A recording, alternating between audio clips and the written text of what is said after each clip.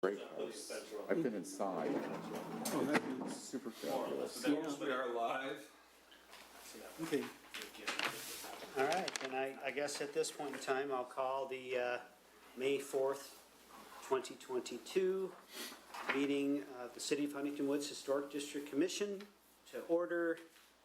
My watch says, what is that, 7:41, 7:42-ish, if that's okay. We'll go 7:42.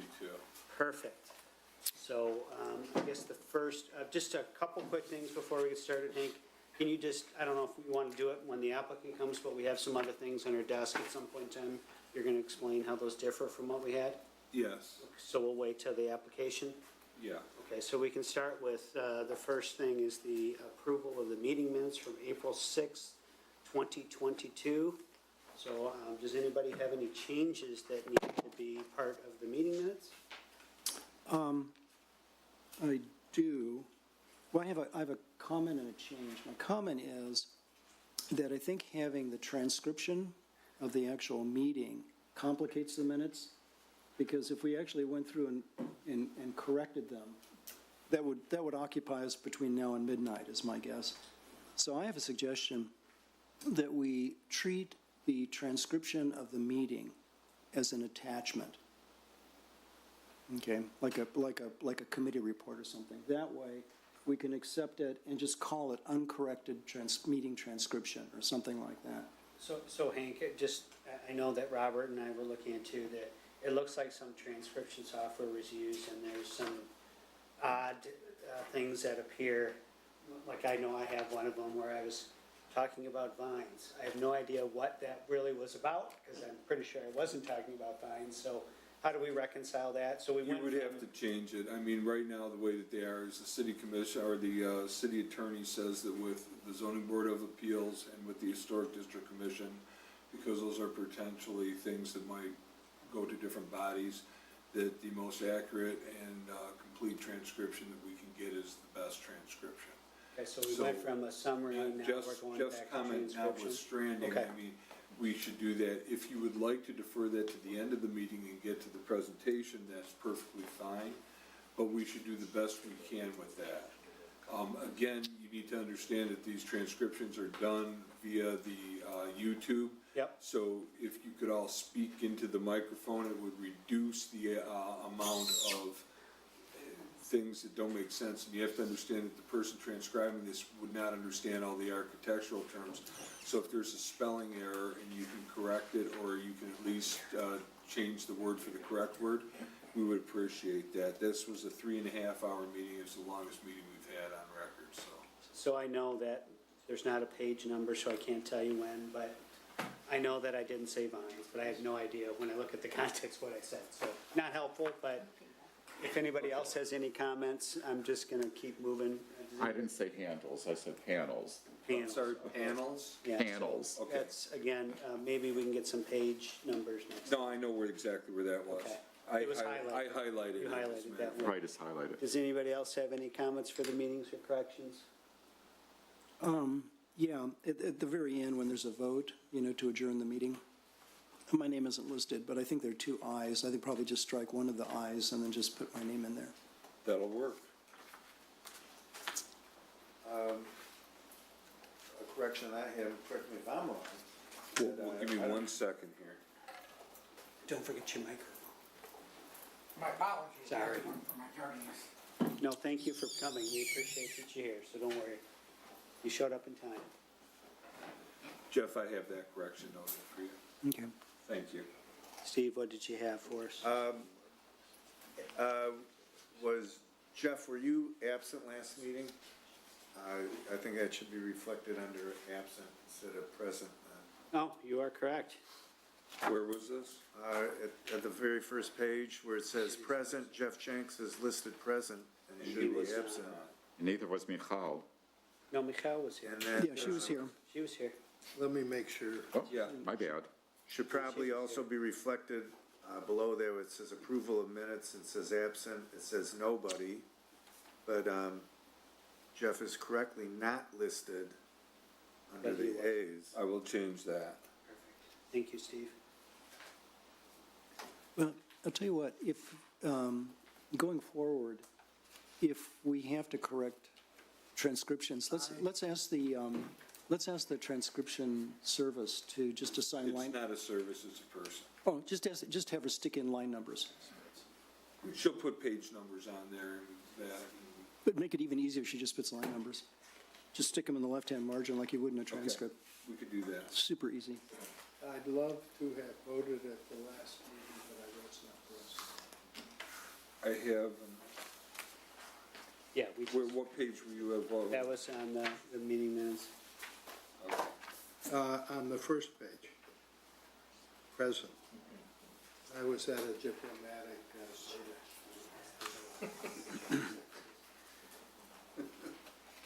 Okay. All right, I think we got it. Anything else? Would anyone care to make a motion on the meeting minutes? So move. Can we have a second? Can I make a suggestion, Mr. Chair? They should be moved as amended. Would anyone care to make a motion? So to- move as amended. Second. Thank you. Thank you. All in favor, please say aye. Aye.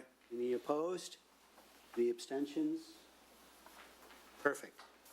We're going to roll right into our applications then. So just a couple things, there are some pamphlets that are handed out where we talk about meeting procedures. Just when you're presenting your application, everybody who wants to speak, so I'd encourage the homeowners to speak and the design professionals all at that time, because I'd like to capture your comments all at once.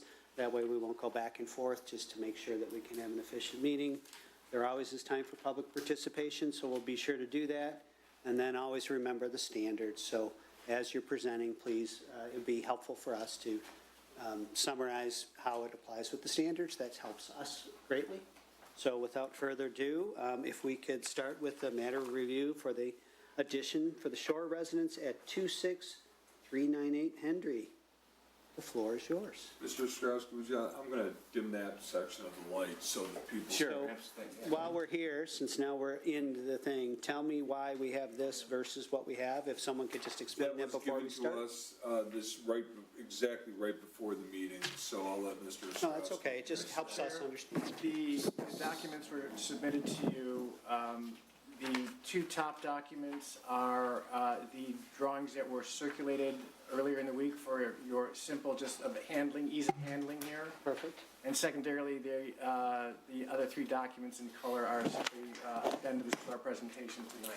Perfect, okay, thank you. Just, I know you're going to cover it, but it just helps us pay attention. It might help if you don't want to crink your neck I'm sometimes. You going can to just roll that. So I will move, thank you. Okay, And we look forward to the presentation. okay. Well, good evening again. And thank you for giving us this chance to continue our presentation. What I'd like to do is to start with the handouts that you received from Hank, and that I also believe that you received a letter indicating what was changed from the initial drawings to what you received. So if we could go to the first drawing, which is sheet A-4.2. I'm sorry, that I'm I apologize. I'd like to start with the site plan, so I can say that, number one, that nothing has changed from the site plan. That's what I meant to. I wanted to start with that. We still have the setback, as we talked about, the 25 feet along from Dundee. Nothing has changed. We are in compliance with, I believe, all setbacks and sizes and lot coverage. So that has not changed from the meeting of the last month. Thank you. If we want to go now to sheet A-4.2, that is shows the elevation of the existing house, which says the northwest elevation. I have on your sheet, it says southwest, but it should be northwest elevation. And the only thing that has really changed on that, which is the upper right hand, is that a proposed The proposed replacement upper side porch railings are to match in material design and detailing of the existing railing located over the front door. This will include all proposed replacement railings, which are shown on all elevations. So that center over the entablature, we will match that detail when we replace and reinstall the missing rails that we talked about last time. If we go now to, again, stay on the sheet A 4.2, we go to the lower elevation, is the northeast elevation, which is the elevation which faces Dundee. This has taken into account comments, critiques, and discussions, and what we have come up with is to start with number one. The garage has been lowered approximately 4 feet to address the massing concerns. All upper storage area windows have been removed, including limestone sills. Those were in the front of the garage, if you remember. The garage standing seam front and rear garage door and side and rear man door awnings with gutters and downspouts have also been deleted. Those were the awnings that were directly over the top of the garage doors. The brick and limestone medallion soldier coursing, which was also located above the front garage doors, has also been deleted.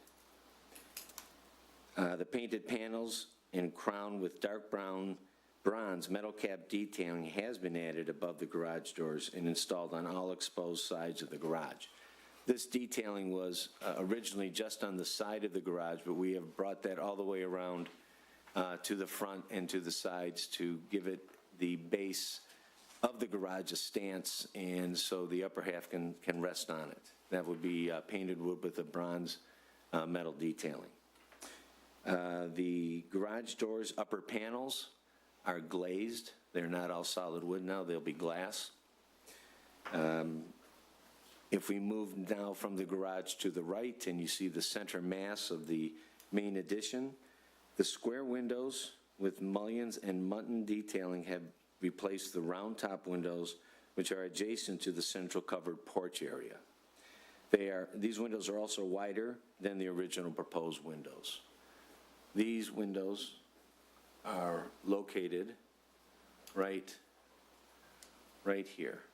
So these were originally they were the round top windows, and we've squared them up. And there's also an addition to this drawing. If you look up to the upper left, this area here is the projection from the attachment of the house, and this corner has matching glass windows, so this whole corner is going to be glass.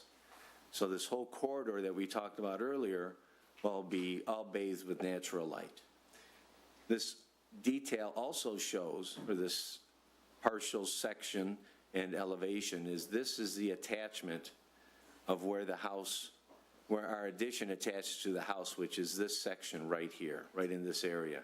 So you can see that from this area to here is 9 feet, and this is 7 feet coming out here.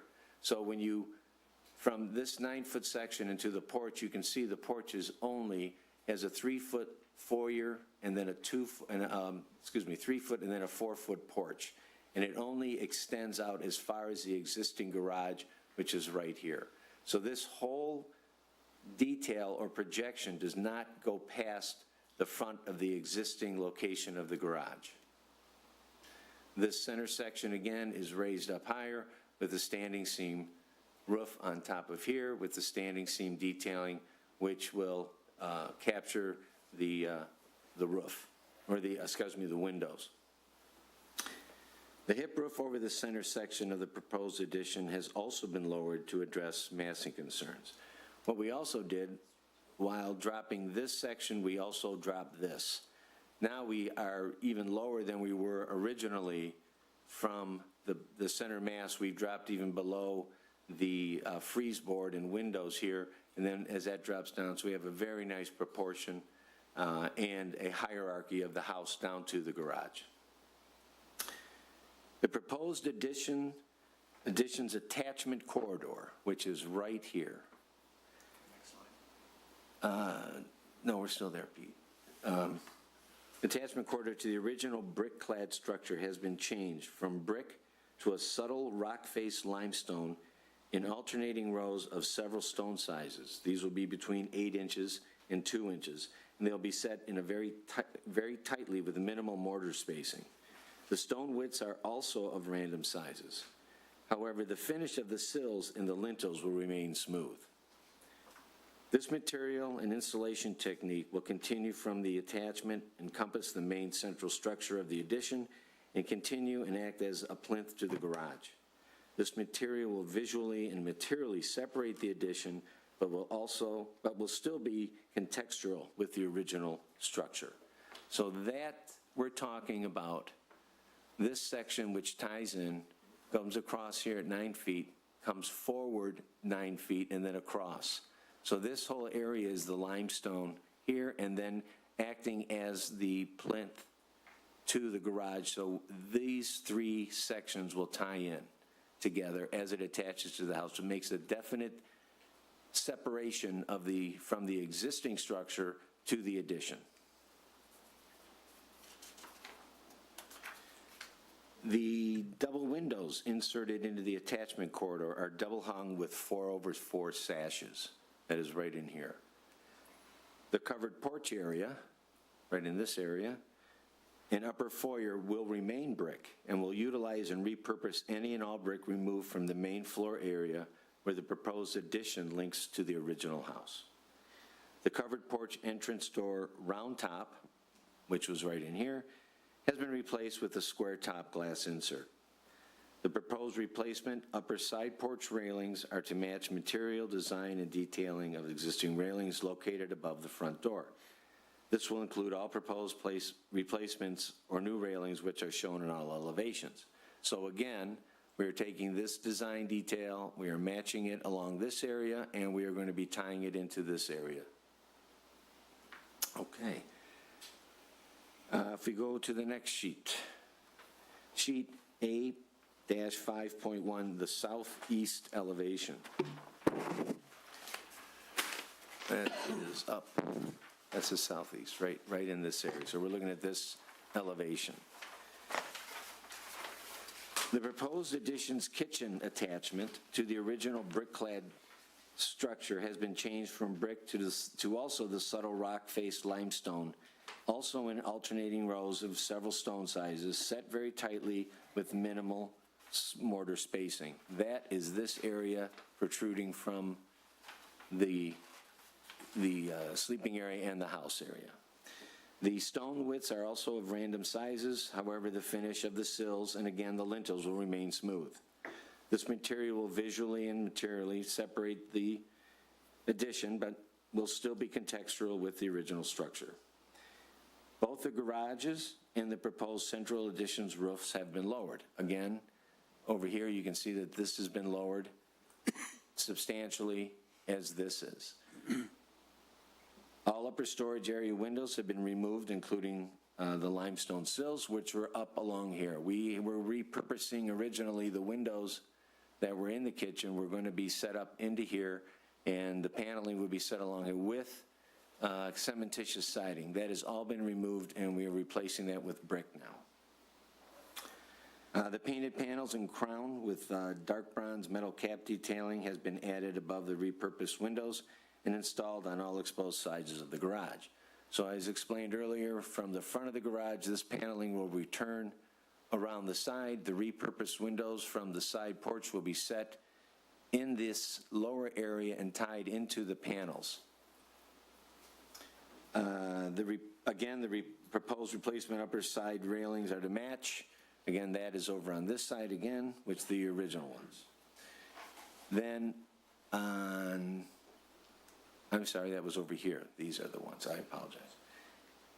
Sheet, the southwest elevation in this area, again, here is the proposed kitchen attachment to the original brick-clad structure. Has been changed from brick to the subtle rock-faced limestone. So this protruding runs, this is where it comes forward, runs across, and then goes back into the house in this area. This is the kitchen area. This will also receive the same stone detailing, spacing, and detail and finish, including the smooth limestone sills and lintels. Both the garage and the proposed central addition roofs have been lowered. Here again, you can see that. This is all lining up. Again, here's that nice, very subtle hierarchy. The double windows inserted into the master bedroom to the right of the kitchen are double hung with 4/0 sashes. So we've changed these windows into 4/0 to keep the idea of not trying to match the existing original windows, but still having an upper mutton detailing over open sashes below and a double hung. The garage standing seam front and rear garage door, right over this area, and rear man door awnings with gutters and downspouts have also been deleted. The brick and limestone medallion soldier coursing located above the rear garage door has been deleted. Again, we had more limestone medallions and soldier coursing. We have reduced that dramatically. However, we do have detailing here and along here, which does give a sense and a little echoing from the original structure. However, there is more of it. It is not matching it directly, and it is spaced to highlight the windows and the floors and the lower level. The painted panels and crown with dark bronze metal cap detailing has also been added above the garage door and installed on all exposed sides of the garage. And again, here the garage door upper panels are glazed. Okay. The next slide is, you have this in your packet, is sheet A-4.2.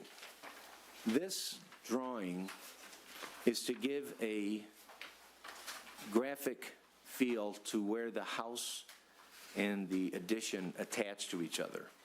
As we mentioned in the first meeting, that our addition, which is located here in the dotted red line, is completely hidden by the mass of the front of the house.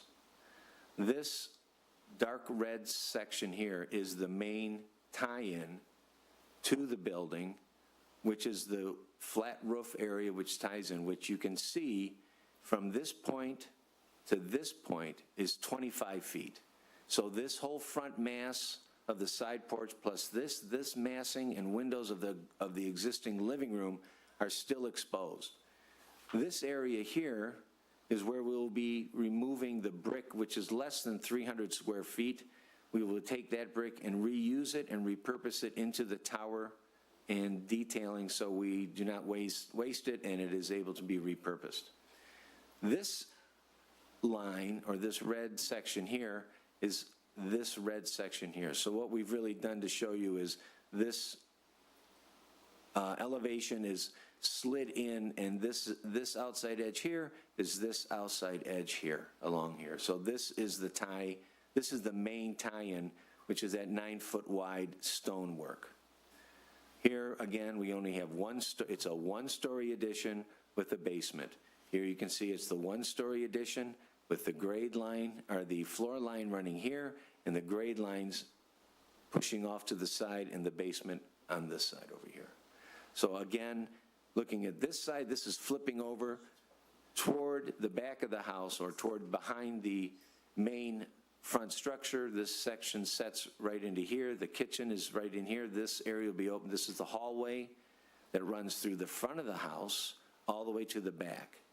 The windows, again, will open up into this area here. We have that gigantic, beautiful spruce tree that we're saving in here. This is the window from the kitchen that ties down and looks to the pond. And again, here is the basement area, which we are coming down a little bit farther, so we'll have a 9-foot headroom down in this area. Okay? This elevation, A-410, shows the detailing, not only of color, but also gives you a shade and shadow representation of how this will look, and I think it really emphasizes the depth and how the masses fit together. As you can see here, this is the original house. We have the overhang porch in this area. The sun is coming from this area. We have the overhang here. This comes along the side. We have this very strong line tying all the structures together. This is the central mass area with the tie-in area that we just talked about, which is back 25 feet from this location here. You can see that it's deep into the well, if you can understand that. And then the tree is sitting right here. So again, it's going to make this separation even stronger. Here we have the brick showing here on the house, the brick in this area, and then the brick over in here. Then you can see how the limestone ties down here, up around here, and then into the house itself. So we have a beautiful movement from the right to the left. We have a hierarchy that is very subtle, but really ties into the aesthetic and also the Italian Renaissance styling. It's not a complete and direct copy, but it is sympathetic to the design. You can see here the garage doors. We have some little medallion detailing along here. You can see how the limestone wraps around and encompasses the entranceway, which is only, as you know, it's only a 4-foot porch here. Again, on this section here, showing the arrow looking this way, this again is what you will see. We have the standing metal roof here. It's capturing on this side, which also matches all the gutters and downspouts, as well as the roofing along in this area.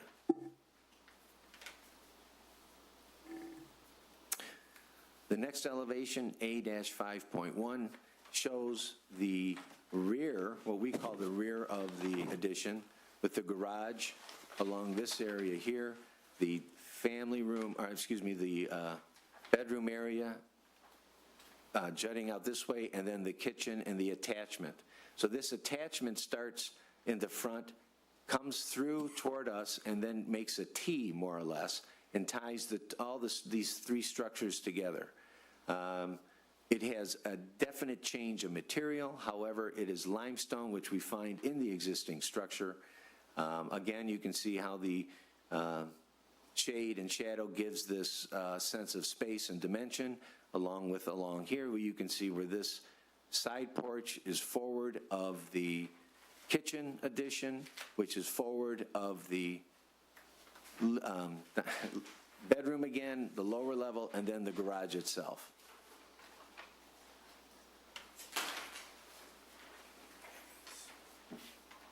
Okay. You'll find this, by the way, in the packets that we sent out. These are also right in there. Thanks. Yep. Next, we'd like to show, we talked about the fact that the house is on a corner lot and that we have in reality, it's a peninsula. However, we've looked at the lot and looked at it as a corner lot, and we're determined that Dundee is the main side house, or has to be determined as a front, because that is where the garage is, and that's which is exposed to the streetscape. These photos are as if we were walking down Dundee. Mr. Chairman, if I could just interject and correct something, pardon me, Michael. Yes. The actual front of the house is on Henry. Right. For zoning purposes. Right. Yeah. Noted. Thank you.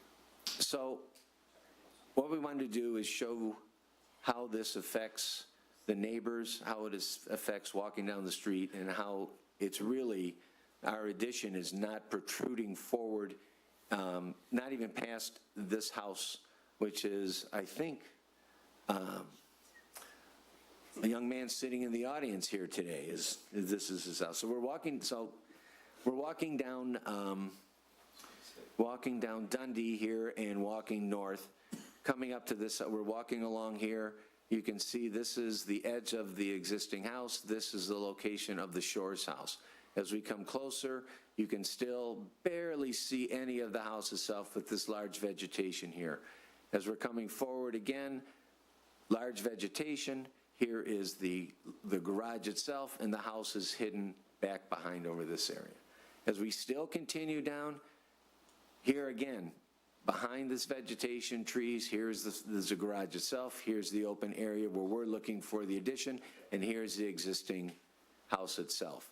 As we come past the corner, here is the driveway to the house, here is, again, these large trees, here is the main house, here is the garage.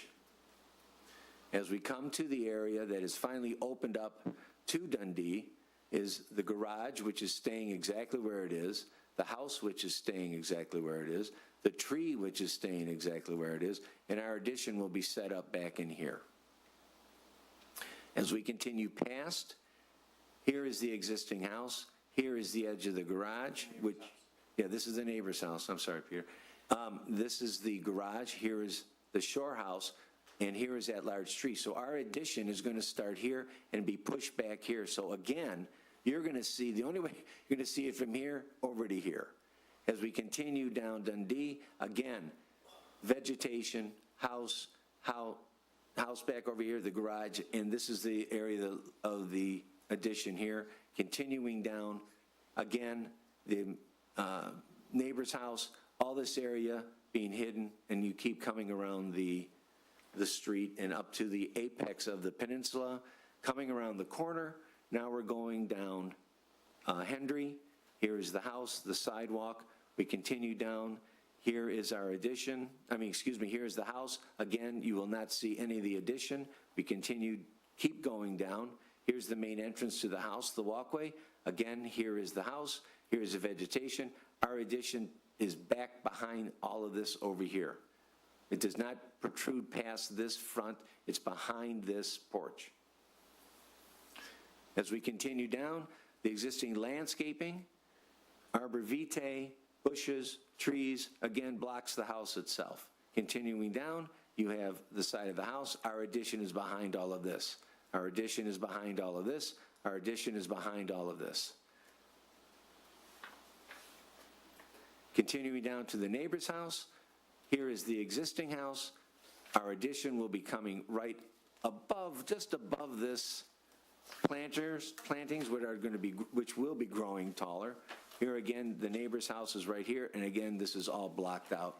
So this is what we're looking at is the back of the house itself. Okay. The next group of photos show the soffit overhangs, which have been covered with an aluminum siding, which is blocking and covering any and all ventilation that is to this hip roof. It is causing damage to this roof. It is closed off. There is no venting whatsoever. This material needs to be removed, and this house needs to be protected. If this stays up there, there is a definite possibility of rot of that roof. That's all the way around on all the overhangs. And it's some applied material, which is pressed aluminum. And you can see the seaming, how they have it set. It's all closed off. There's water damage starting in here, effervescence. Water is getting in here and not being able to be released. No venting in this hip roof. It's not a gable roof, so you don't have gable vents. You have to come in from the lower soffits. Okay, Pete? The next shows these panels. Again, it's the same material that was attached to the underside of the soffits. The non-original storms are attached to the side of this. They are failing. This is all this caulking, the nail, this is all rusted out. These we want to take out, replace with new windows, put the paneling back in that is below here, and this also gives you, if we go to the next slide, you can see where a lot of this area is where that non-original brick has been located and built in where the original windows were. You can see here is the full panel, here's the color change, that it's so orange versus this beautiful red brick.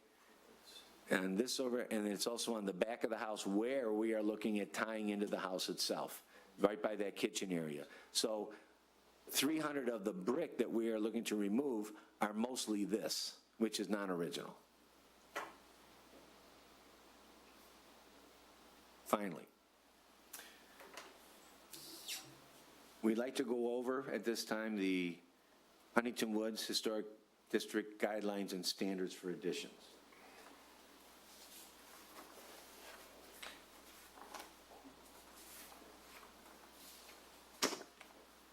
In Section 3, responses to the Huntingtonwoods Planning Commission guidelines for exterior additions.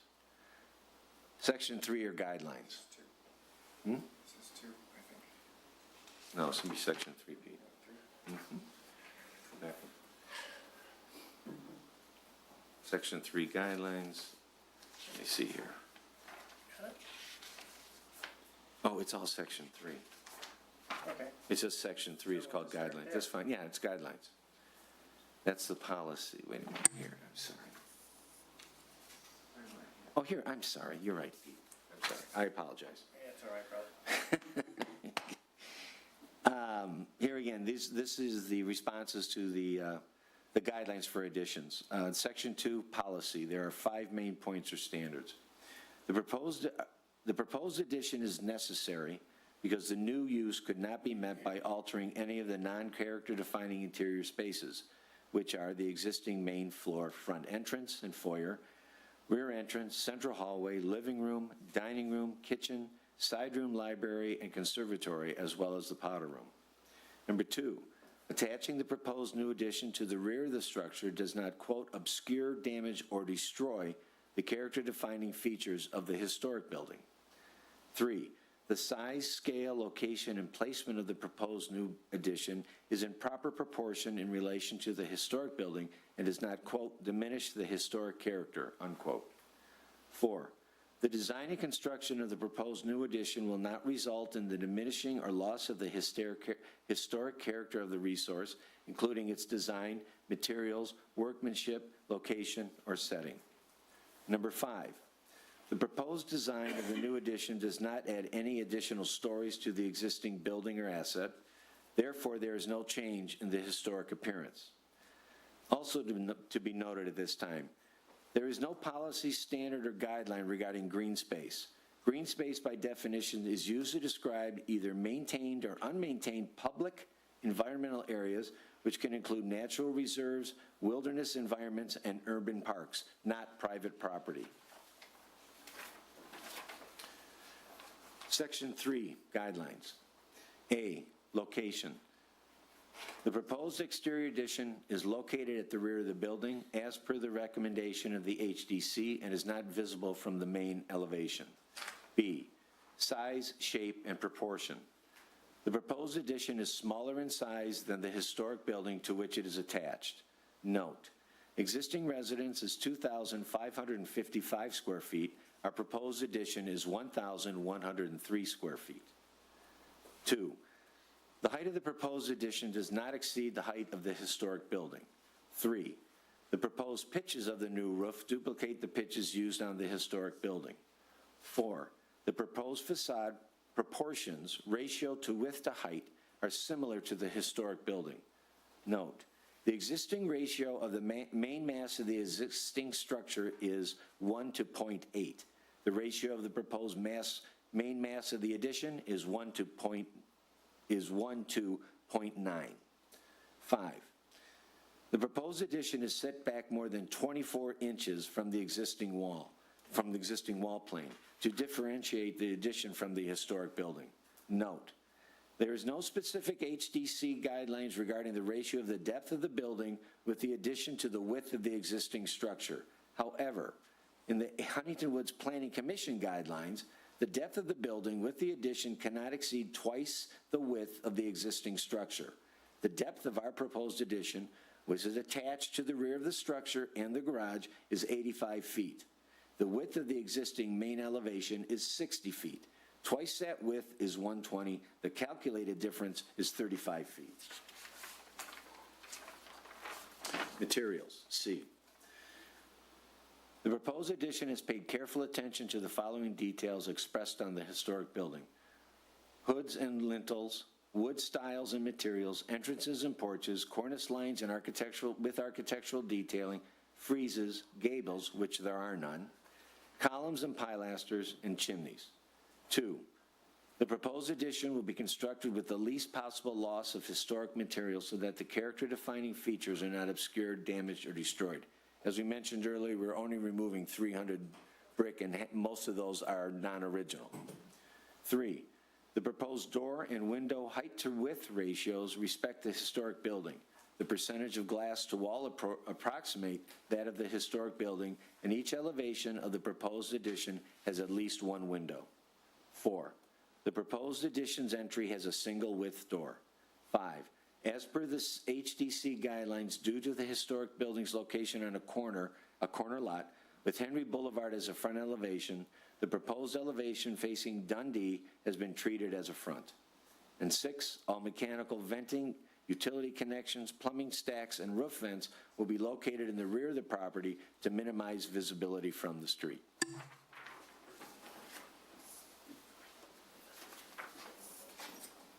And finally,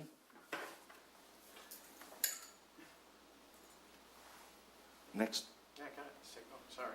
No. I went to the wrong. That's okay. Yeah, there you go. The responses I'm to, reading it here. our responses to the Secretary of the Interior's 10 standards used by the HDC to determine if a certificate of appropriateness should be issued. 1, the property is staying as a residence and the proposed addition and renovation is not changing the existing character, function, original materials, features, spaces, and/or spatial relationships. 2, the historical character of the property is being retained and preserved. As our design intent shows, the integrity and historic characteristics of the Italian Renaissance Revival style are untouched and properly maintained. 3, no changes to the property will create a false sense of historical development.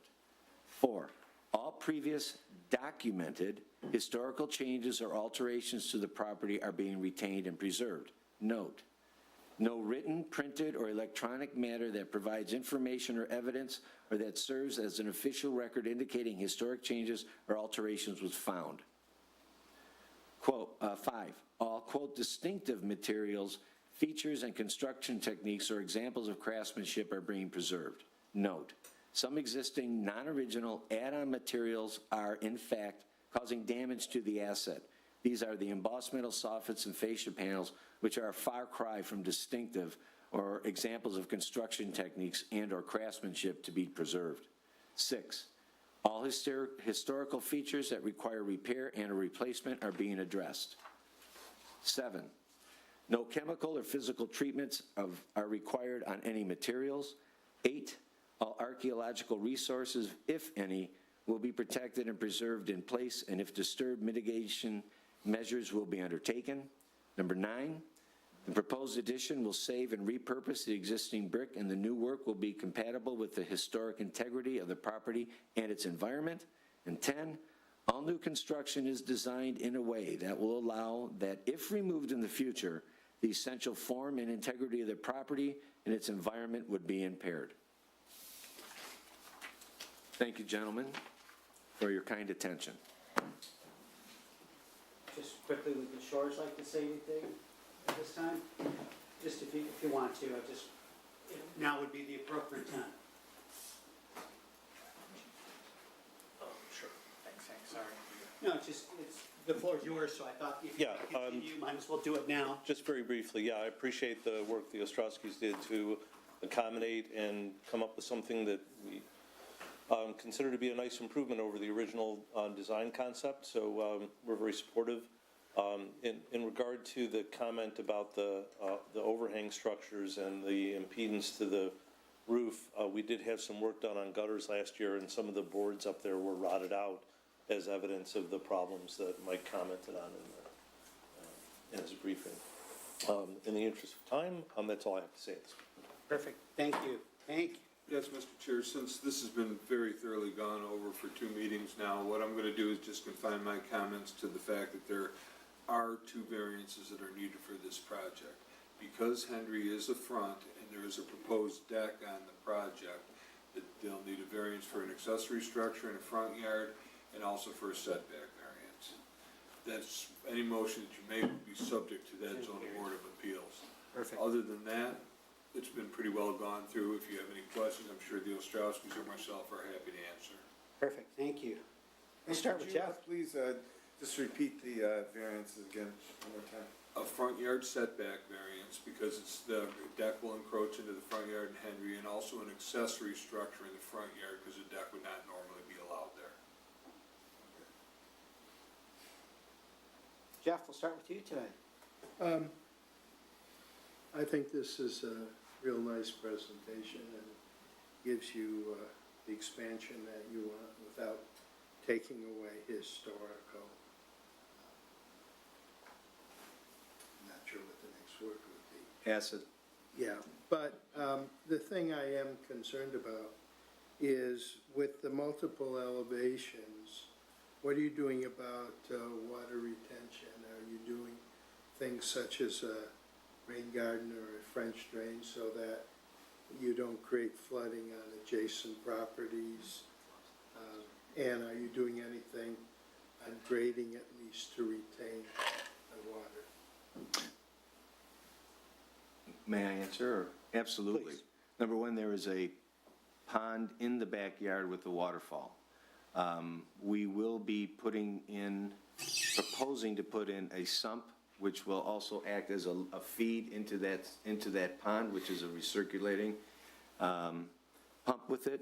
All the gutter, we have retaining walls being built. All the gutters are shown on all the floor plans, shows where all the water is being drained onto, and yes, we are holding almost all the water around the property itself. Thank you. Mark? You know, if I were a lawyer, an architect, I think I would probably say, this is a really nice plan. But I'm not an architect, I'm a lawyer. And as a lawyer, I'm by the book, do the research kind of guy. And by research, I mean identify the controlling rules and principles. I think possibly the most important thing I learned in law school is to identify and distinguish material facts from immaterial facts. You know, like this proposal would clearly increase the property value. And living only 5 houses away, I would say, wow, that's great. You know, it's going to increase the value of my property too.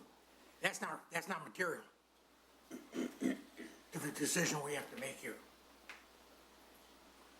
I apply the rules to the facts. Now, the rules are the Secretary of the Interior standards, our own Huntingtonwoods Historic District Commission guidelines, which provides that on corner, and I'm quoting here, on corner lots, the elevations facing both streets should be treated as fronts. So if you're taking this drawing, the upper drawing here is correctly identified as the main entrance. Its historic character is that of the main entrance. Now, other rules, you know, to go by, or guidelines, as it were, are the preservation briefs that are issued by the National Park Service, which is a part of the Department of the Interior. They're prepared to provide information on preserving, rehabilitating, and restoring historic buildings in compliance with the Secretary's standards. So I looked at brief number 14, which deals with additions. And I quote, generally speaking, preservation of historic buildings inherently implies minimal change to primary or public elevations. Now, since we have 3 primary elevations, public elevations here, the one on Dundee is one of those. Again, quoting, additions should be as inconspicuous as possible from the public view, end quote. And, quote, one that overpowers the historic form and changes the scale will usually compromise the historic character as well, end of quote. Now, if we look at the northeast elevation, bottom drawing here, don't think you can possibly say that this proposal does not diminish the historic character of the structure when it is certainly not a minimal change to the public elevation. Furthermore, it creates the impression of a main entrance, and it creates a de facto main entrance where there is no entrance at all in the historic structure,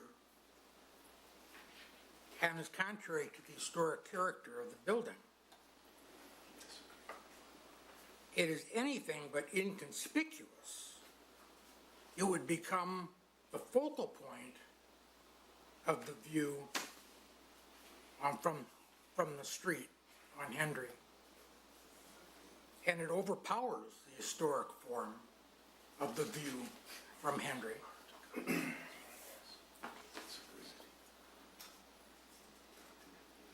I see this as an attempt to squeeze 10 gallons into a 5-gallon pail. There is no way you can say that this proposal does not diminish the historic character of the existing structure and the property, the environment, which is part of the historic character. May I address some of those concerns that you brought up, sir? Let's go through some comments, and then I'll give you a chance. Let's just Go ahead. hear everybody, if you don't mind, thank you. You're up.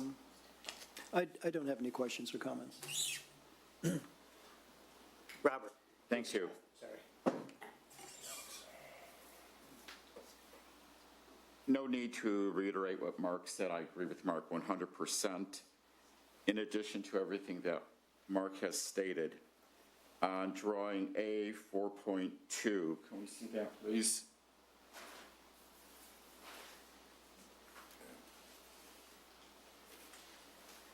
That's 4.2. One with or out or without the red? A 4.2. There are two pages, same. They're the same. As the house exists, this bank of windows and this bank of windows are 3 windows in each bank, not 2.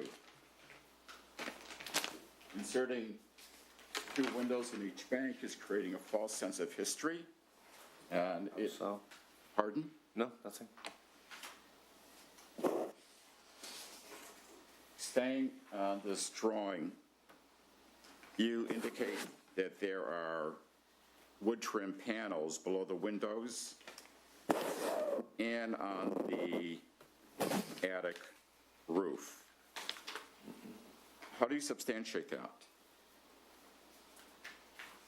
We photographed it and went there and lifted the panel up, and there's wood underneath it. And underneath there, up above, Can we see it's those? rotted. Can we see those images of wood panels that exist? Your papers are hitting the microphone. Here, thank you. Can't see. This is, Keep going. Mr. Lebo, Those are all covered, those are wood panels underneath the aluminum siding. these, and as well as in the front of the house, if you notice, the entire entrance of the house are all wood panels. I would like to see images that indicate that those are, as you have indicated on the drawings, wood trim panels. Because as I see it now, again, this is It's fine. inserting It's fine. material that doesn't exist and that imparts a false sense of history. So your, No, he's your finished. Let him preference finish. is that we retain the 1980-something aluminum, the faux board and batten. My suggestion is that you provide the images of the exposed wood panels that you say exist. Could I ask for clarification where the wood panels are? I'm not sure I'm So understanding. I think we're talking, there's 2 locations where we're seeing aluminum, so it's the eaves of the home And then if you look at your existing, I'll call them porches. Yeah, right there. Just because from a massing standpoint, that's, Yep. yeah. Right thank here, you. the drawings indicate there are wood panels there. Well, behind it. Behind it. Yeah, so we, Right there. I'd like to see that. Yep. I'd like to see that that design that is on the drawings is actually in fact here. There may be something else there, we don't know, because we haven't been shown that. There, that's the question. But that's my point, so I'll leave it there. On drawing A 5.1,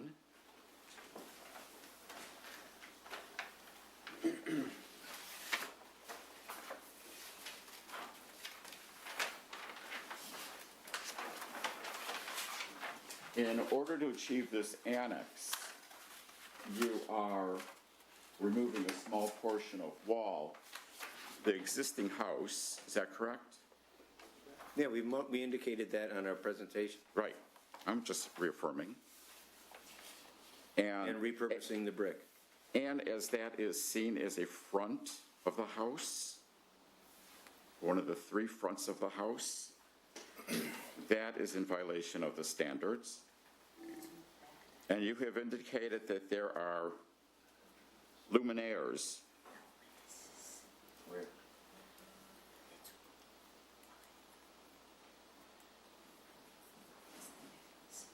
Luminaire. A light, you mean? You mean Yes, a light? a sconce, an exterior sconce? Yes, which On the don't, addition? you show them on the original property. And that again imparts a false sense of history, that those do not exist.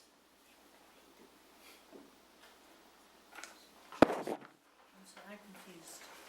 So there's two light fixtures It would actually, in here that are now, I don't know if those are existing, so they're showing up. I think that's what you're commenting on. yeah, they don't Robert? exist. No, there are no lights It's okay. on the side of the current, what we call Right, sunroom. yeah, so that and that are new. Yeah, Right. there's just 1970s door walls that are falling off. Right. Right, That's what's there. so, There's nothing historic about that structure. It's a piece of crap with junky door walls that won't move. So if we want to preserve that, I don't know why we would. I didn't indicate that at all. What's that? I did not suggest that at all. Okay. But yes, you're correct. There are no lights there. No. Can we go back to A 4.2, please?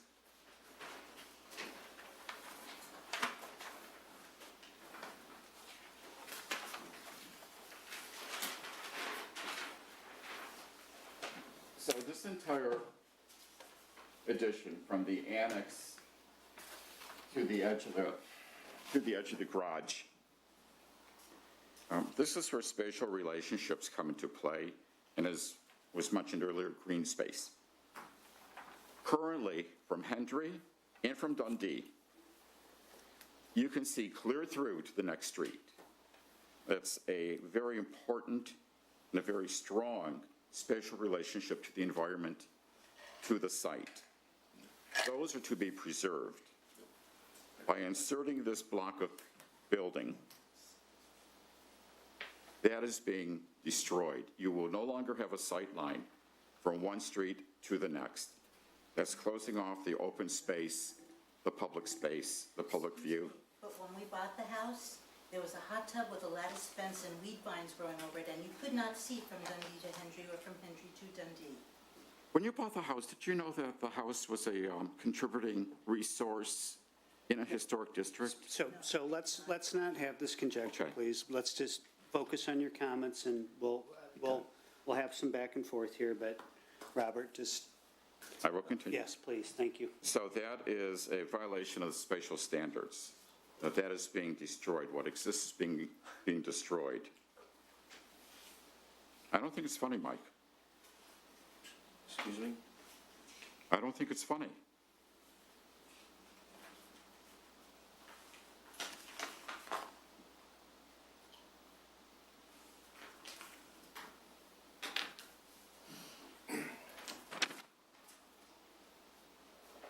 The metal roof that exists, and I think you call it the room, the study, We haven't seen any evidence that that is or was a standing seam roof. It's a flat metal roof. And replacing that metal roof with a standing seam roof, again, is in violation of Standard 2 and in violation of Standard 5, that you're changing distinctive materials, features, and construction techniques.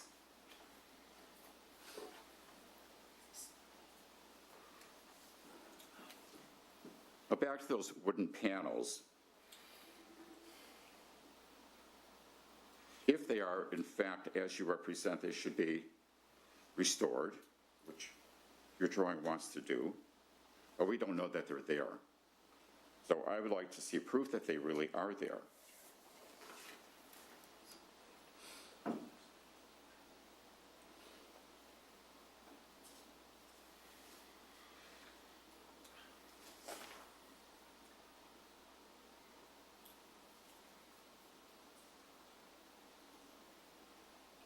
I'm not sure which drawing it is. A51. Can we see that, please?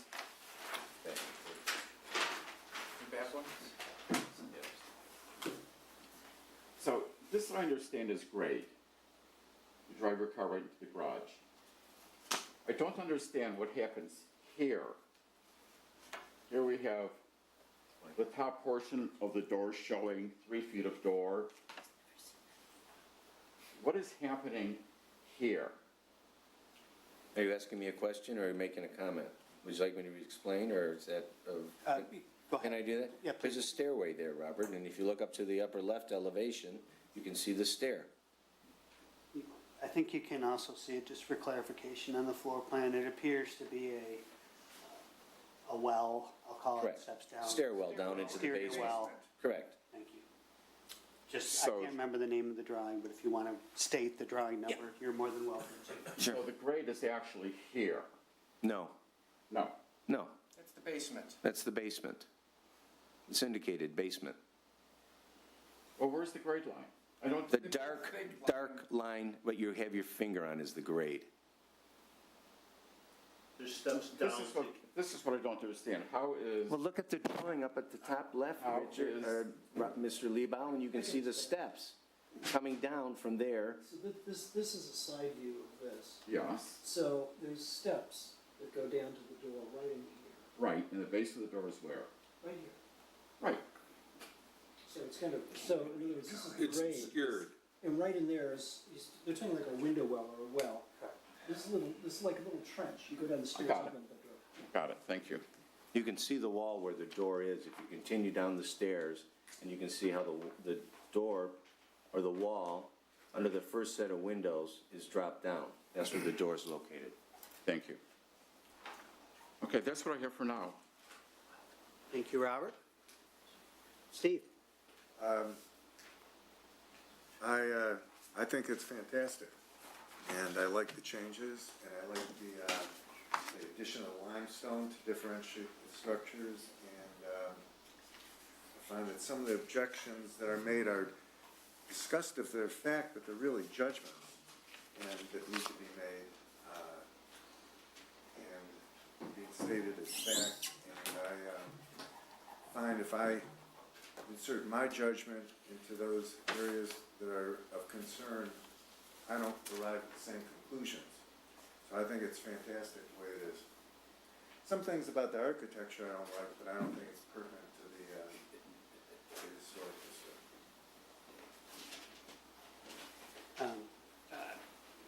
It's my turn. So, first thing, I just want to say thank you. I know that you came back, you made a lot of changes, and I really think you made an excellent attempt to listen to what we said and come back with some very thoughtful changes to the plan that I think improve what you've done. I'm going to go back to some comments that I had at the last meeting, that additions are not prohibited by historic, any of the Department of Interior standards. And So by default, there is some judgment involved when you put an addition on. And I think there's some judgment being said about an addition by default changes green space. Happens, right? And by default, it changes the massing of the home. So if I go back to, sorry, I do have to put my architect hat on, and when I go back to proven strategies about how additions are to happen. So I'll go back to a couple things. When you look at, I'll call it the connector, in terms of how do you sensitively attach to a historic resource without radically disrupting that. You have to, in addition, you have to touch it. You've done the minimal effort to touch it. You've picked on ports where the original historic construction is not there. You've stepped it back. I mean, I think I heard a 20-foot on one side. 24. And then it does step back on the other face. So all of those conventions in terms of scale, I think, are very well done. We talk about the new structure not overwhelming. We look at both, you know, a lot of zoning says straight up, straight back, right? You didn't do that. You stepped it in on both sides, so we get a lot of relief, especially because the prominent thing is this is a peninsula. So especially when you look at the peninsula, that's the most prominent. I mean, the way this house was sited, that was the big architectural feature of the time, right on that peninsula. So by stepping back and in, all the things that you talked about, I think were architecturally very successful to be respectful of the historic structure, not overpower it, flat roofs, all the things that you've done. You even lowered the roofs, which, you know, I only had a problem with the garage. So you even, so I think these are great. If I look at, I think there is some, Hank, can you please remind me, do we have historic photographs? Do we have existing drawings of this structure? We do not. No historic photographs either?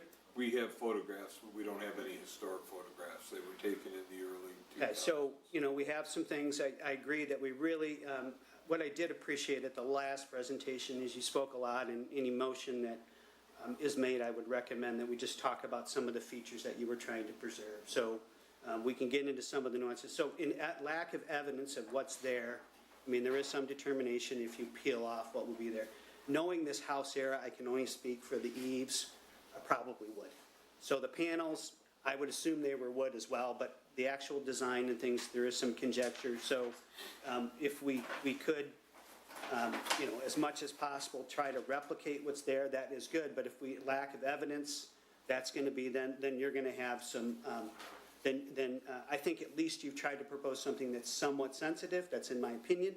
And so therefore, you're meeting some of the standards. We talked about, so I'm just trying to look at some notes. So we talked about, you know, the window over the front porch. Last one you were gonna, because that is a non-historic window, you talked about replacing it with a historically accurate window. So I would entertain that we, hopefully you're nodding, that those kinds of things. The railing detail, so standing seam versus flat seam roof is probably the biggest thing that people are picking on. But when I look at the overall character of this house and what is the defining feature, what is prominent, those little pieces of roof to me are not the most defining characteristic of this house. They're a subtle detail, and I don't think that whether it's standing seam or flat, maybe I'd appreciate the flat because probably at the era, that's probably what it was. But to me, if you don't have documentation, that wouldn't necessarily change my perception of the historic character of this house. I do not feel it's a defining historic feature of what's there. The massing, the symmetry, the arched openings, the brick detailing, the overhangs, the roof, railings, all that is what I really see. It happens to be a flat roof because it didn't want to compete with the center mass. So what you do with that, I would say be sensitive. If you can find out what's actually there, that's great. If I go to the standards themselves, I can list a whole myriad of these standards that I think this is fine. One, it complies with one.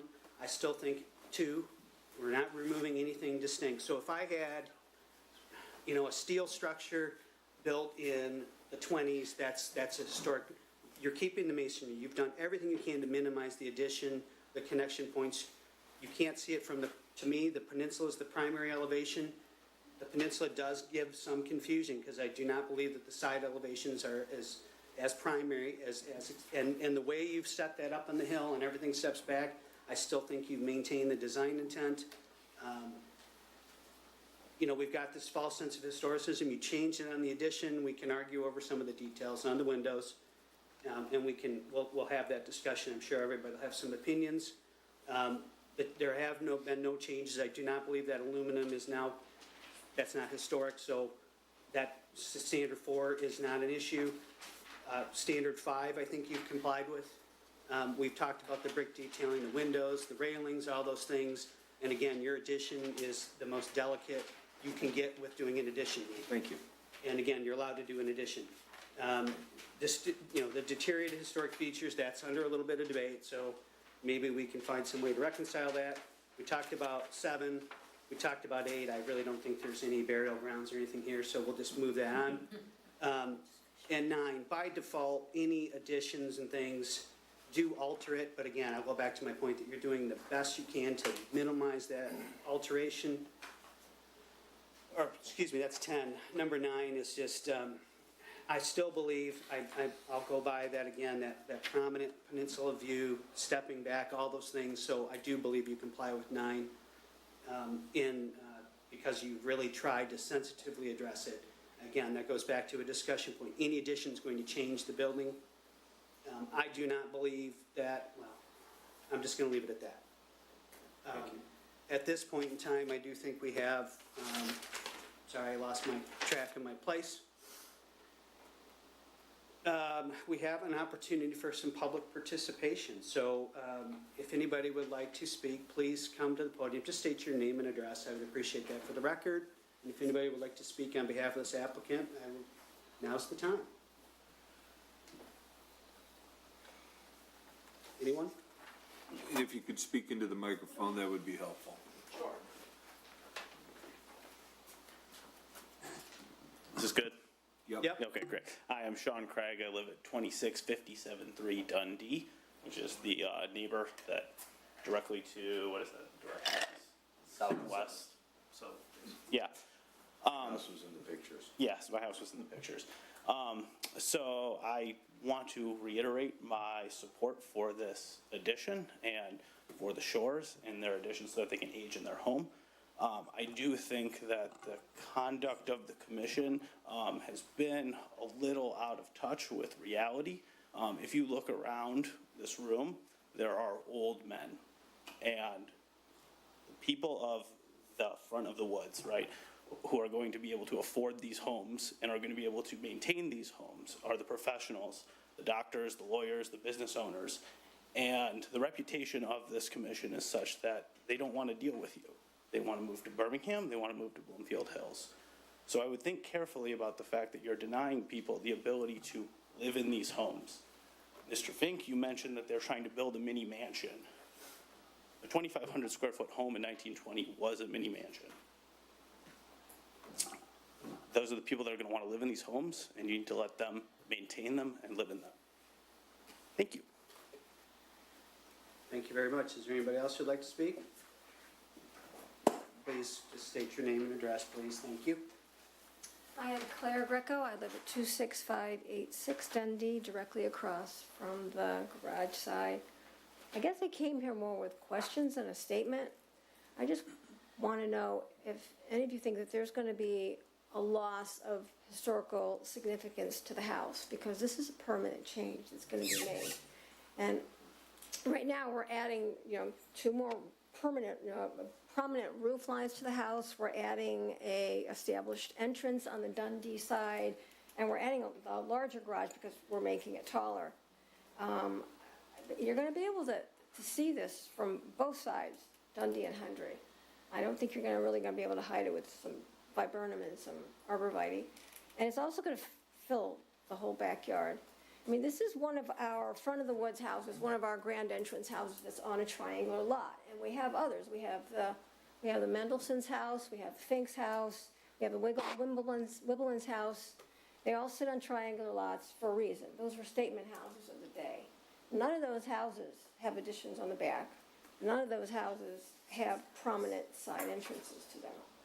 They are pretty much the same way as they were built.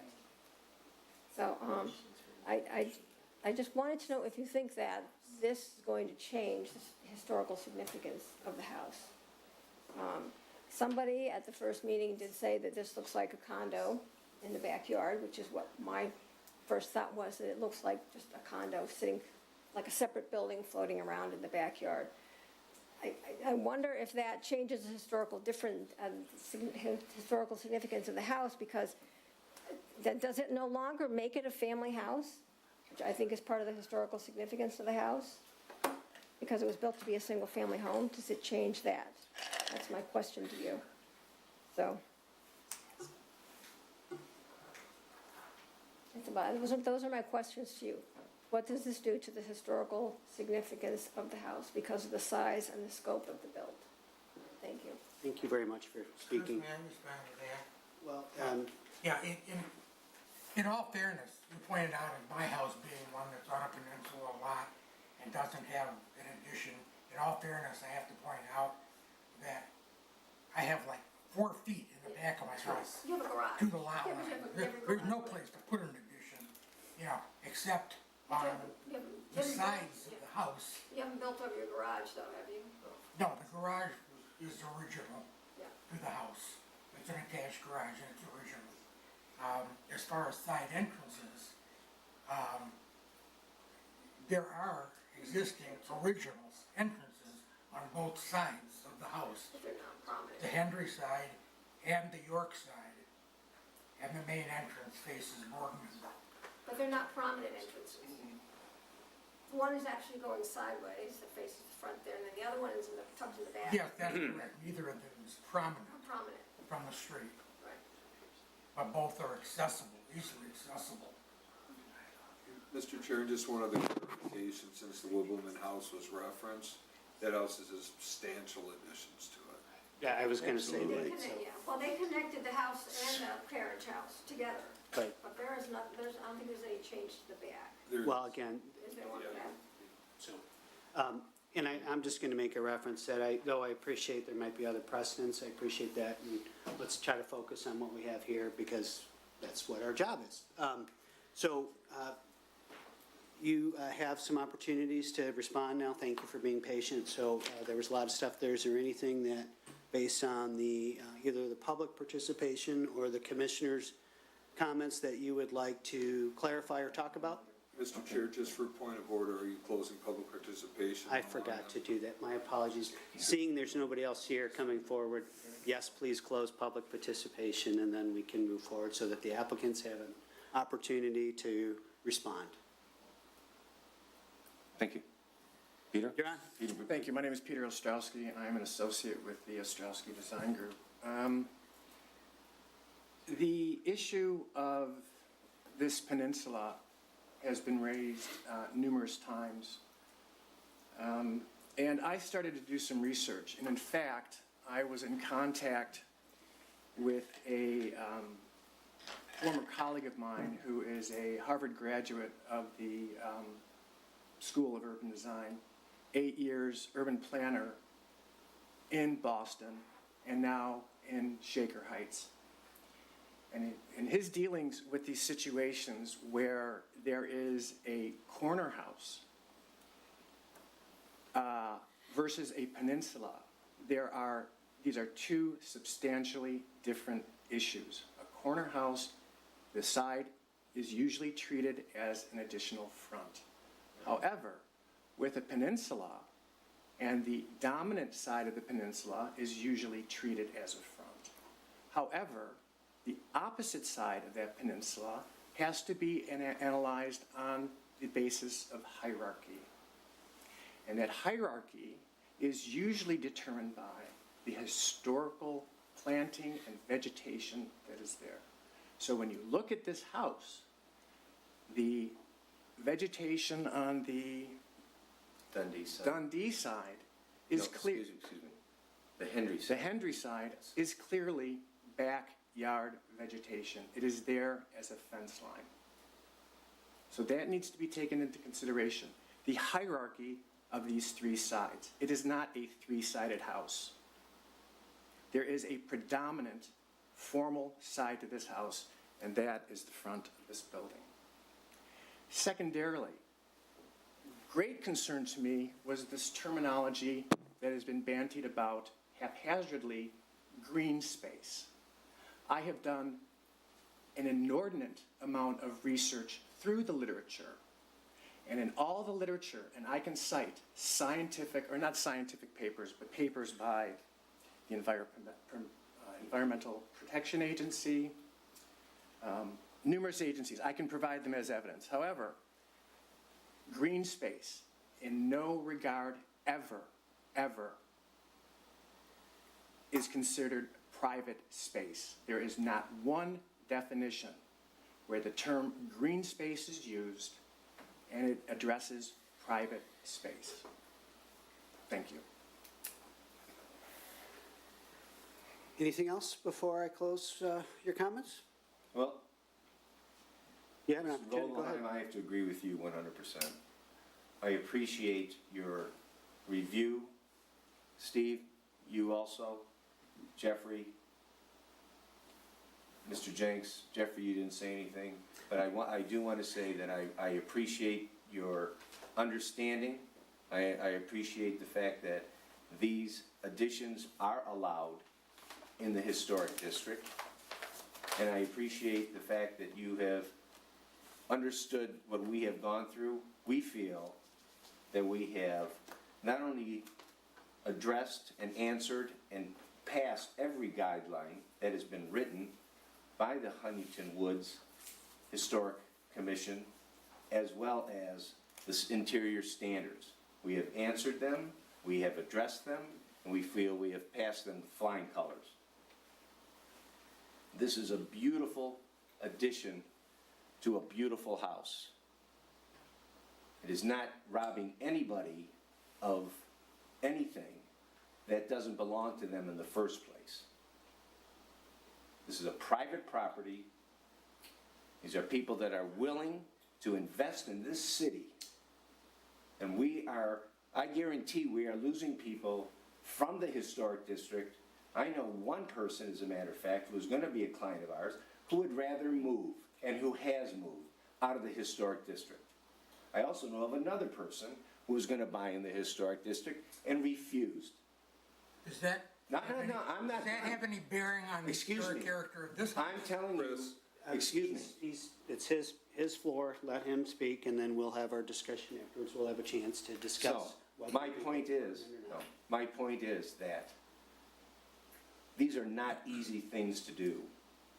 You have to be sensitive, you have to be committed, and you have to do everything in your power and your education to put this together to make it work. Not only for the clients to be able to live there, but to make it accessible and attractive to the city. And I live in this city, and I take great pride in all the work that I've ever done in the city. I've done at least 24 to 30 homes of renovations and additions throughout this area. And I am more than proud to be part of them. And I am proud of this, and the Shores are proud of this. And it deserves to be built. And it deserves to be in the historic district and what it's supposed to be. Thank you. Thank you so much. So at this point in time, if you have no more comments, then we're gonna have some deliberations up here. Steve, you get to go first. I think I've said all that I need to say, and no additional comments. Thank you very much. Robert? No comments. Thank you. Well, I think that Robert did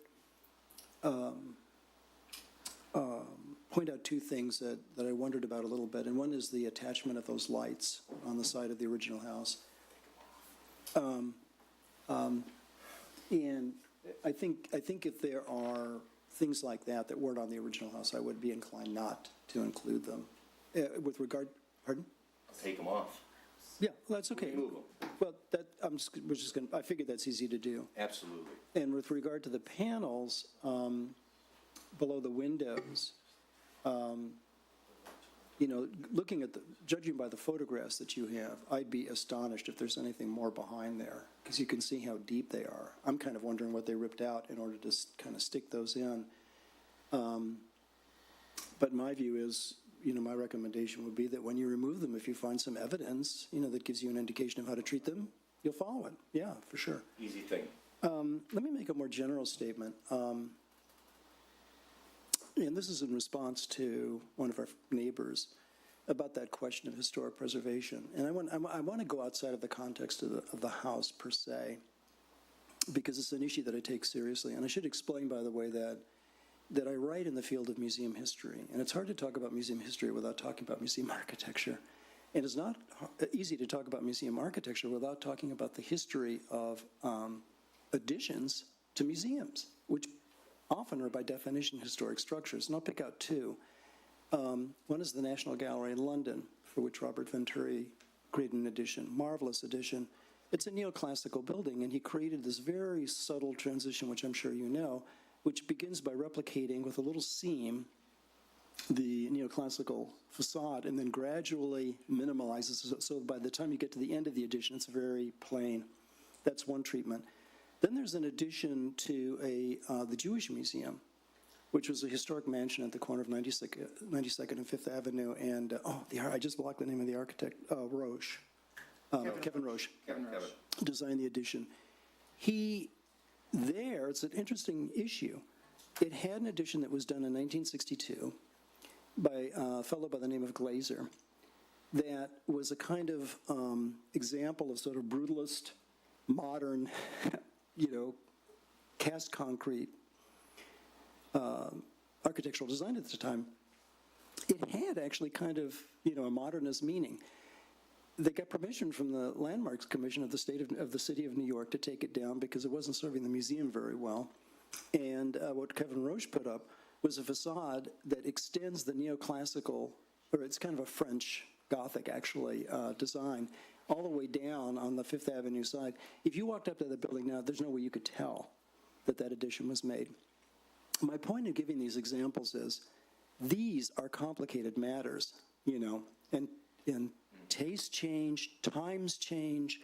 Whatever we decide now is historically conditioned, and somebody could look upon this whole conversation and say that this is the greatest thing that was ever done in Huntingtonwoods. Other people might disagree completely, but it's a big gray area, I think.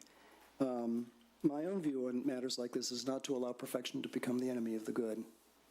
I think that the Shores have put together a reasonable proposal. I don't think it really, in my view, significantly diminishes the historic value of the house. And certainly I think from the question of the facade, which is what one sees from the point of the peninsula, as I think has been demonstrated, you have no idea there's a addition there. If you're driving down the street towards the house, you will not know that there's an addition there. And unless you're a very reckless driver, when you go down Hendry or Dundee, you're probably not even going to be able to see the addition unless you drive up on somebody's yard, because your head is going to have to be turned 90 degrees to one side or the other in order to even see it. I think that I think it's a appropriate and, I would say, sensitive response to the architectural problems that you have been placed before you. So I guess I would just come back to those two very minor issues. I think just with regard to the house per se, the original house, I would just be real careful about any changes that I made to that were highly conjectural, or additions to it that weren't, that really, weren't part of the original fabric of the house. And I'll leave it at that. Mark? First of all, I'd like to clarify that I have no problem at all with the plans for the renovation of the existing structure. I think that's great. Going from there with respect to your history of projects in the woods, having done that, many of them, obviously you have a good reputation. And my impression from this work is that you do really nice work. Nobody's questioning the quality of your work. The question is whether it's appropriate in this case. You're talking about 24 to 30 jobs that you've done in the city. How many of those were in the historic district? 4? All right, there were several years when I was not on the commission, so I'm not familiar with all of them. I'm only familiar with this and one other. If I may call you Peter, since two Please do. Ostrowskis. My Chinese name is Hey You. With respect to your friend in Shaker Heights, you know, I don't have a problem with his analysis as an urban planner, but this is not urban planning. This is historic district commission, and there is no hierarchy in the wording of our guidelines. Sir. It says where there are more than where there is frontage on on more than one street, each street is to be considered a front, not front A, front B, and the lower front C. They're all fronts, they all have to be considered, I think they all have to be considered equally. Mr. Fink, if I may, just very quickly, my friend is an architect who asked this, and it does practice both architecture and urban planning. So he has that sensibility. So it becomes a judgment of experience. This isn't law at all, Mr. Fink. This is aesthetics. So Now, that becomes the question. Wrong That about that. no, it's It's okay, it's okay. You're not, We have it- guidelines. it Must guidelines, follow. and Yeah. as I would, sir. I would suggest that this is not a debate. Sure. I would agree. So, Right. so I appreciate the comment. If we can just let Mr. Fink finish and then we'll keep rolling, that would be appreciated. So please, Mark, continue. I repeat, your friend is an urban planner. This is not urban planning. Your friend is an architect. This is not architecture. This is historic analysis. And I'm not gonna go into it any further than that. Architecturally, I repeat, I think it's a nice plan, but that's not the issue here. As I said at the last meeting, if this were outside the historic district, I think it'd be a great plan. But it's in a historic district, and I don't think it's an appropriate plan here. Anything else? No, that's all. Thank you. Mr. Jenks? When the historic district was created, I was partially responsible for that. And there was tremendous anxiety with the people that owned the homes there. Would they be locked into something permanently? And what did it really mean? And I talked to everyone. People were saying, can I cut a tree? I said, who planted it?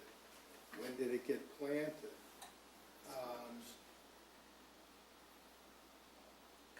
I like the changes that have been made. Using the vernacular, this is not schlock. I like the transition. I like the lowering of the levels so you respect the original house. I want people to be able to stay in our community. The reality is I think Robert and I wanted to take the whole middle part, or a good part of the middle part of the city, and also make that into the historical district. And in that instance, part of it was the Bigfoots, although the Bigfoots came on much later in large numbers. I like what's been done here. My concern probably does not fit even into anything historical, but it does fit into water rights and property retention of the water on the property. This was a strange house in some ways. It really didn't have a great back door going anywhere. I think this is a corrective action. I like and will support this addition as long as you agree not to leave the city. Our son lives a half a mile away, so we're not going anywhere. We intend to be in violation of the burial ground statute in the future. I was the one that got the golf course added, also the historic district. And this gentleman was not very pleased because he had to do the research, the document. I guess it's up to me now, so I'm not gonna belabor it. I'm in support of this, I think. It is appropriate. It was sensitive and thoughtful. I did note a few things that if, I would encourage folks, if there happens to be a motion in support, to just pick up those couple little details. Hank, I just have one question. I'm sorry to drag you into this, but I don't know if a motion could be if they peel away the aluminum under the windows and they indeed found historic construction, that you could administratively work through that with them? If that's part of the motion, then that can So, happen. but that's it has just a to be question, part of the because motion. I think that, you know, if there is something there and it can be saved, you've shown good faith to try to preserve that structure, maybe that's something that I could recommend for motion. So, The same would be true with the lights on the original structure. If those were to be removed, that should also be part of the motion, because Correct. otherwise you're approving a plan. correct. And Mr. Strauski's indicated he has no problem. And just like the railings aren't noted on the plan, they've told us that, so those are things I would just encourage us to include, just because I don't necessarily see notes on the drawing I'm looking at, maybe it's on another one? They're in there? Okay. I just want to make sure that that way everybody's sir. playing fair. Yes, sir. Okay. May I ask a question just very quickly? No? Let him finish. All right, I'm sorry. I don't have anything else to say. Like I said, I just appreciate the thoughtfulness and the effort, so. Thank you. At this point in time, I think we're at that magic moment where if someone would entertain making a motion, that would be terrific. I would make a motion to issue a certificate of appropriateness for the shores at 26,398 Henry, subject to the removal of the sconces attached to the side porch on the western elevation, and to administratively work through the panels on the porches, or on the one porch, to determine their authenticity or what might be underneath them, and also subject to zoning board of approval for the 2 variances required. I would also add that meets standards 1, 2, 3, 4, 5, 6, 9, and 10 of the Department of Interior standards. Support. So we have a second, so all in favor, please say aye. Aye. Aye. All opposed? Opposed? So 2 opposed, 1, 2, 3, You have 4 affirmative votes. That 4 would affirmative, pass. 2 opposed. We pass. It passes. Okay, thank you. I'm looking to you because I'm not a You need mathematician. 4 out of 7 votes. So thank you very much for your patience. So the motion does pass. Mr. Chairman, at this point in time, I have no further business for the board. Robert, you did bring something. Did you want to say anything about that before, or did you, anything with this that you wanted to bring up? Yes. I wanted to make sure I gave you time. Yes. So I contacted Amy Arnold from the State Historic Preservation Organization about the type of votes that we should be taking. And Public Act 169 requires that we either vote for a certificate of appropriateness, a certificate to proceed, or a denial. And if it is anything outside of that, if it is a motion to table, that motion to table must come from the applicants and no one else. I have a copy of this, and Amy went to the former legal counsel of Schiphol. So this is how we need to act, how we need to respond to votes in the future. If we don't, we are in violation of the Public Act 169. Mr. Chairman, with all due respect to Robert's due diligence, I believe that Ms. Arnold is not completely informed with the situation, and it's not been accurately described. Also, the Ostrowskis and the Shores at the last meeting did ask for the table. They did voluntarily rescind the 60-day rule, and they did also provide a written document that was signed as required by Public Act 169 in order for the table to go forward. Therefore, it would be my contention, and also the contention of the city attorney, who also has reviewed this and is in charge of defending it, that everything was done in order with that particular situation. I'm not saying it So if wasn't. that's the board's decision that they want to do certain things certain ways in the future, then that's fine. But realistically, an applicant can ask for a table, provided the documentation is done, and provided that it's set up correctly. It has to come from them, which it did in this case. And it's not something that's in the normal course of business, because normally we don't take, such time for the reviews. But absolutely, this was 100% done according to oil. Hank, that's exactly what I said. So we have I three didn't choices. get it that way. We have three choices: appropriateness, proceed, or deny. And if there's to be a tabling, the tabling must be requested by the applicant. That's the fourth choice that you did not mention.